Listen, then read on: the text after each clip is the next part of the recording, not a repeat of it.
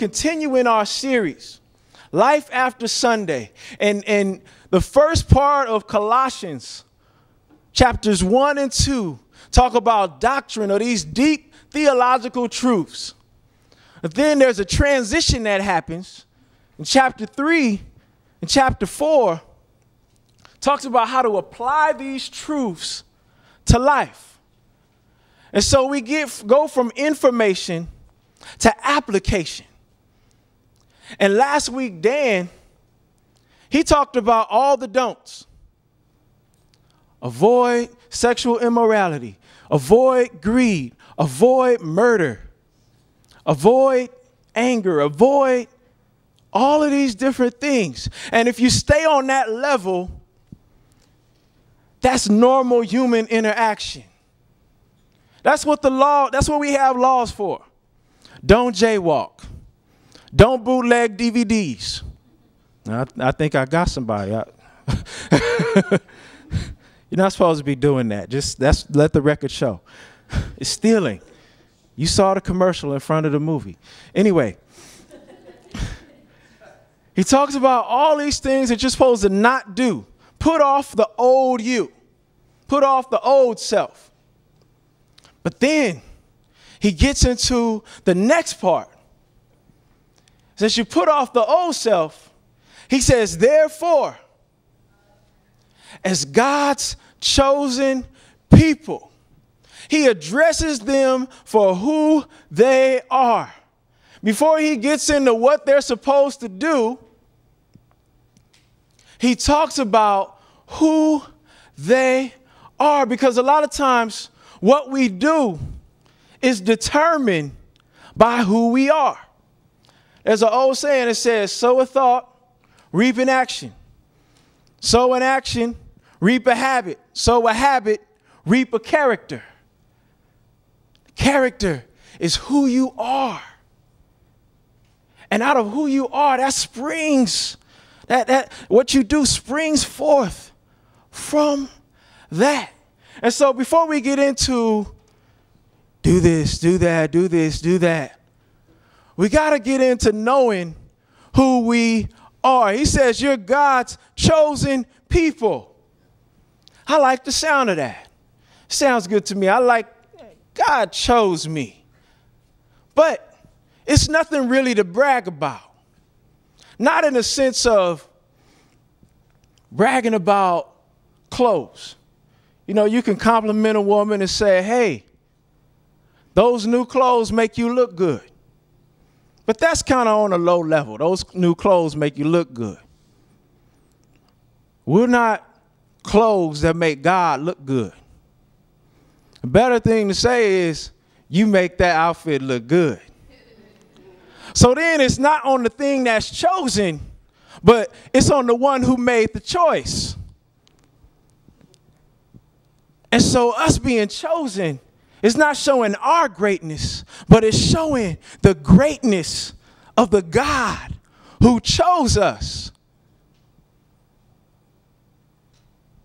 You're chosen, you're holy, and you're dearly loved. Sometimes we don't act that way, but he's stating some facts here. This is who you are. And since that's who you are, he gives us a command, something to do. Clothe yourselves.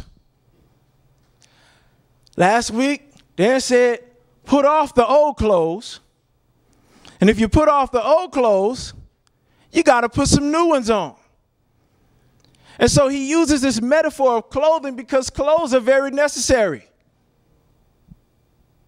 Anybody believe clothes are very necessary? Okay, I'm glad we're not in some kind of nudist thing. Clothes are necessary. So he deals with, this is what is necessary.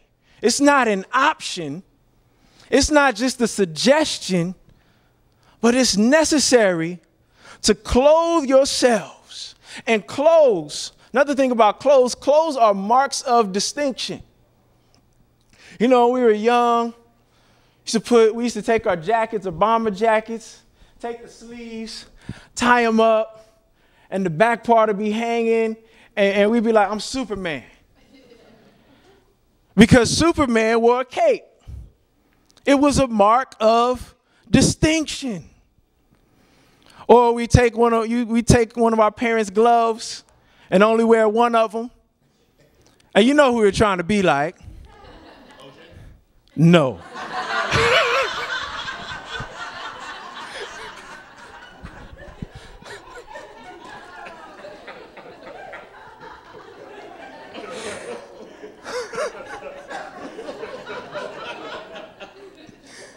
Oh, man, is this on tape?